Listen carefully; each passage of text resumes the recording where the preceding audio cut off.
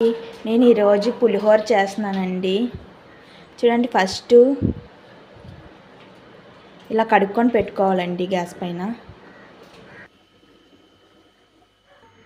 ఇలా అన్నం ఉడికేటప్పుడు కొంచెం పసుపు వేసుకోవాలి. వేసుకున్న తర్వాత బాగా కలుపుకోవాలి, బాగా కలిసేలాగా. చూడండి ఎలా వచ్చిందో. అన్నం ఉడికిపోయిందండి. ఇప్పుడు ఓర్చుకోవాలి.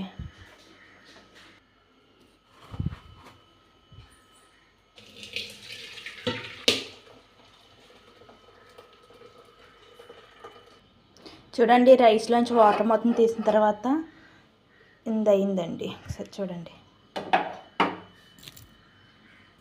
ఇప్పుడు ఇందులో పోపు వేసుకోవాలండి.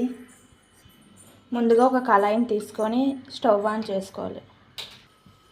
కళాయి హీట్ అయ్యాక 2 స్పూన్స్ ఆయిల్ వేసుకోవాలి.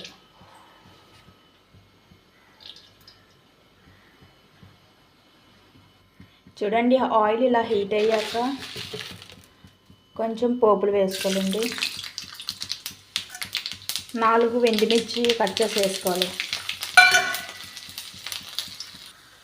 చూడండి, కొంచెం సాల్ట్ కూడా వేసుకోవాలి.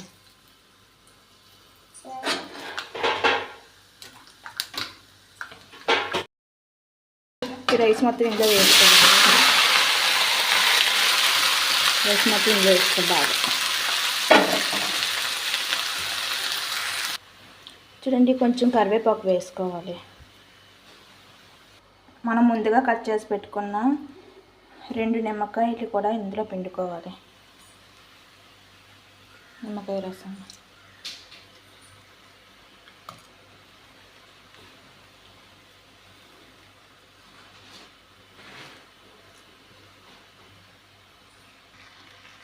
ఒకసారి బాగా కలుపుకోవాలి.